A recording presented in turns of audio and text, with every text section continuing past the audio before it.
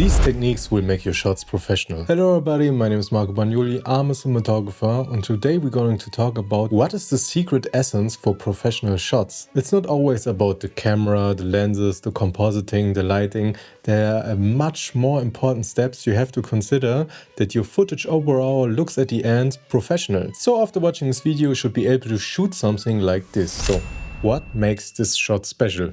Is it the compositing? No, pretty basic blocking. We're here on our thirds. She's sitting here. The other girl is sitting in the background. We have a little bit space between them to tell a bit of the story. And the cat is doing a mess. Meow, meow, meow, meow, meow. So maybe it's the camera and lens. Probably basic Arri Alexa with some Cook or Arri lenses. Pretty neutral, pretty professional set. But that's also not the essence. Is it the lighting? No, lighting pretty simple. We have here in the background a butterfly, a big light, something you can use whatever you have. Should be the strongest one, should be something up when you have working in daylight. It's not a set on 1200, 2400 and bigger, or you're using HMIs, M18, M14, M19. For a scene like this, just bounce it in, gives everything a little bit of ambience. She has probably just a light, a carpet light around the quarter, which gives her a nice key around her body. This is probably a set, so we can put a big butterfly over them with sky panels, and they're just blasting ambience light into the scenery, a little bit of haze in the background, and turning these bulbs warm. That's probably the lighting, but that's the lighting setup that you have in 99% of all shoots like this. What makes the shot really special and phenomenal and professional to look at is the set design. Look of the usage of colors, materials, and overall how much is it. I mean, the essence of the shot is of the commercial is that we have two teams. This girl is for this team and this girl is for this team, and now you can overdo it even more. But if you look at normal commercials, every commercial, the rooms, the basic rooms where just girls, boys, people are sitting are so over designed and full of stuff. And this is actually this thing that makes everything looks professional, because all of you done shootings. You go into the location thinking, oh, okay, I want to do this typical couch scene. There's a family watching TV or something like that. Then you notice, when you start shooting, lights are set up, I do everything right. Bam, this shot looks boring. And the reason is always white walls, black or white sofas, no cool ruggages with nice textures. If you look here closely, this one has a little bit of texture. This one is completely blue, has a wool texture, so it's not flat. Darker floors most of the time also help, because skin tones lays most of the time on the same as wooden floor, and that's the reason why it doesn't match very good, or you get less separation. Also light bounces everywhere. Darker wooden floors, much easier to work with. And the key essence for me is always curtains. All your windows need curtains.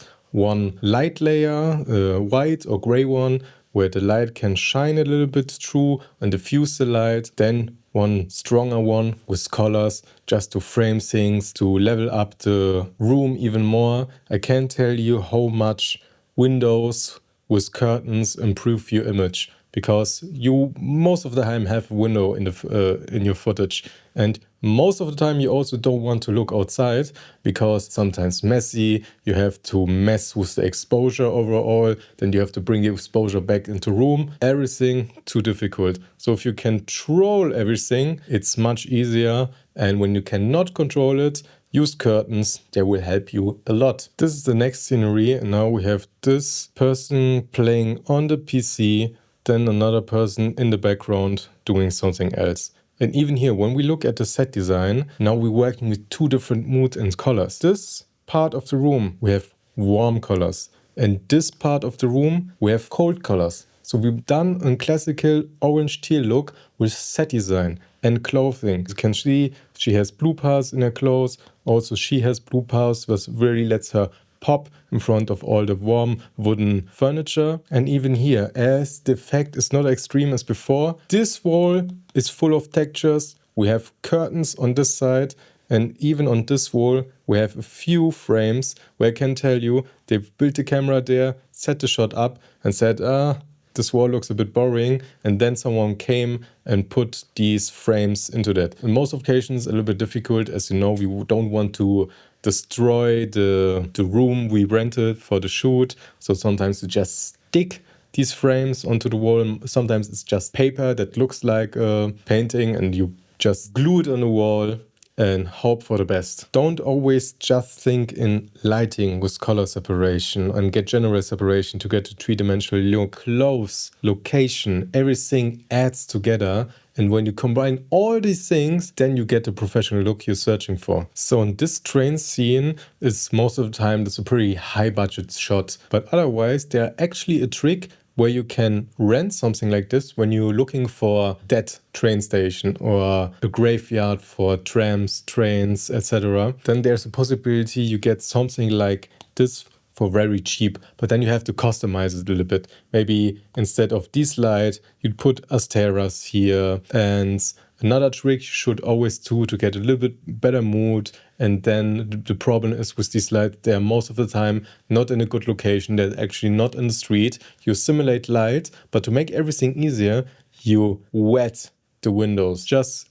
use some water with a spray and then spray every window so that it's a natural blur. Now that we have the luck that we can't see as good as before anymore, and now it's much easier to just place some moving lights everywhere, like a few sky panels, a few apertures with animation, and then we still get this cool moving feeling. When you have a little bit of manpower, even try to shake the van a little bit. This also helps for the extra realism, because now the people start to wobble a little bit more. When everyone's just standing here and we have perfect camera control, it clearly looks like a set. So you have the possibility, try to move everything a little bit, and then you will get a nicer look. When you want to light a person in the scenario, try to really focus only on this person. So what they've done probably here's something like a light mat on the corner or aperture wooden light dome, which gives a nice three-dimensional key light around the scenery, but try to not light the front person in the front. I mean, logical, everyone here should get this light, but now we're losing the control of the view where she's looking at. We want the person to look here. So what we do, everyone that's in front, we just ignore. So he doesn't get a light, she doesn't get a light. So we create a natural vignette around her just with removing light from person. When you notice they're way too bright, remove the light over and put flags above them, in front of them, everywhere, just that the focus is still on her. Also here again, the wardrobe. She's wearing more neon clothes, have something that reflects like this chains on her, so that all adds together up to the moment that we only look at her. Next big thing, what's always a struggle for your extras, that they won't wear anything with branding on it. No Nike, no Adidas, nothing, no Lacrosse, I don't know, where you can see brands. That makes everything much more unprofessional, because we are used to seeing people in movies and ads without logos or anything. So the moment we see a logo of a brand, a normal street clothes, it becomes way much more realistic, and the illusion of, okay, this is different words, just fades away. So if you enjoyed this video, I would really appreciate subscription from you. My name is Marco Bagnoli, and I'll see you next time.